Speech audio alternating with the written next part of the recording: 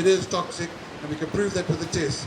Effluent to flow onto the local beaches and closing both Margate Main Beach and the Blue Flag Lucien Beach. The Blue Flag is now suspended, and you know how important the Blue Flag is to the marketing of this area. It's suspended until we can prove to the inspectors that it is healthy again. So it's in suspension. So we've just lost a Blue Flag Beach. Dave, we're down here at the main Margate Beach. We've had a contamination of the estuary here at the beach, and there is sewage flowing into the sea. You guys are actively getting involved and getting it sorted for us? Yes, that's right. Yeah, more than a small discharge. This is a major environmental disaster. It started on Monday night, as far as we know, where the redundancy pumps failed. They got flooded and failed. Ugu were left at the time with absolutely no option but to actively pump it into the estuary and to actually pollute the estuary. They operationally did not have a choice. But I mean, it's just an environmental disaster. That is raw, untreated sewage. This is not downstream of a wastewater treated works. This is raw, untreated sewage. The estuary is now toxic. All right, but we've now got 2 estuaries that are toxic. That's correct. That's correct. And when the system started backing up, we had many manholes and pipes that overflowed. So we had raw sewage floating down the streets and going into the little belly, going to that area. So the same situation there at Ramsgate. So Ramsgate and Margate estuaries, river systems, stormwater drainage systems, and now the beaches are compromised. Do we have a backup plant at all? No, we don't. No. Any idea why we don't have a backup plant? Cost? That I couldn't tell you the facts, and we are investigating at the moment. We have information that leads us to believe that the pumps that were in there at the moment were actually the redundancy pumps, the standby pumps.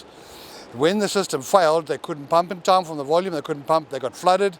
And once they got flooded, they burnt out, and then we had what we had today. So unfortunately, the siting and location and design of the sewage system, of this effluent system, is environmentally, public health, and tourism-wise, deadly.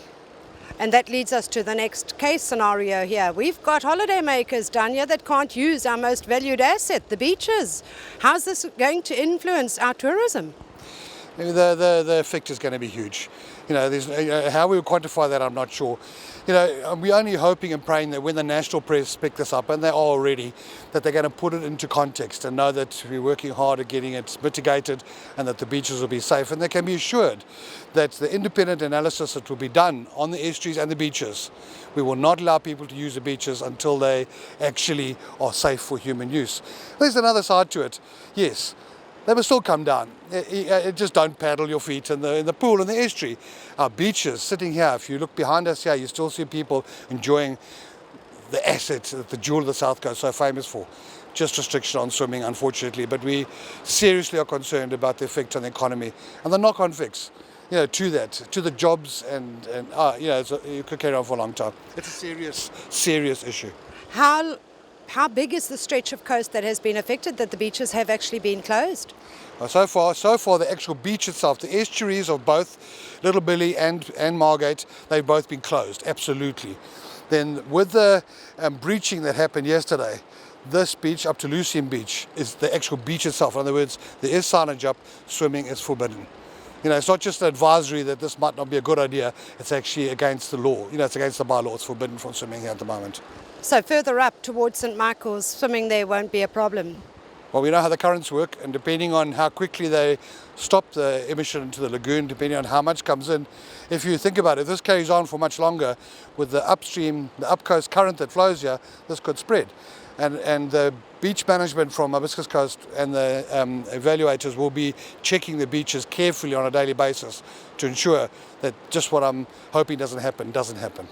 All right. At your meeting that you had earlier today, where we were signing the petition, which is now going to be presented to legislature, in there you were talking about criminal charges to be laid against those held responsible. For the layman, can you explain to us exactly what that means? Yeah, we believe that there's a prima facie case here of an allegedly criminal offence here. There's 3 sections of 2 acts, without even going to the Constitution. We hope it doesn't get to that level. But 3 sections of 2 acts clearly prohibit the admission of sewage into an estuary or onto a beach. It's simple. Now, these were not just unknown, a Bristol or pipe somewhere. This was a willful act. Now, Ugu, as we've seen, will claim mitigating circumstances. When we lay the charges, when the prosecutor formulates the cases, on this criminality, alleged criminality that's happened here, then they're welcome to submit their mitigating evidence and let the evaluating officer determine the length. But I don't believe that mitigating evidence can in any way overcome the duty of care that Ugu has. As prescribed by law, they have a duty of care and they have failed. And I'm afraid the alleged criminal offences, criminality here must be pursued. We have to protect public health, the environment, and our economy. We have got no choice. What could the likely sentencing be in a case like this? Where were we looking at? Would it be somebody going to jail for criminality, or would be looking at a fine?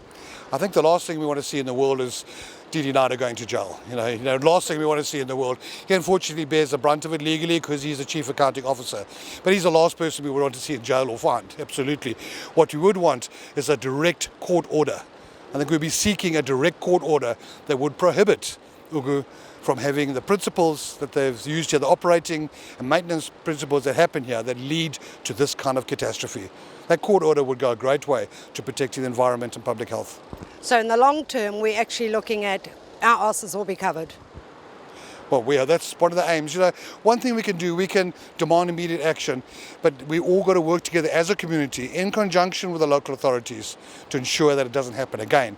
And although we may be more than disgusted and very angry about what has been done here, but we also stand by the local authorities. We're all in this together, and we've got to come up with a provable, viable and palpable way of avoiding it happening in future. It cannot carry on. Dave, thank you very much for your time. Thank you. Thank you.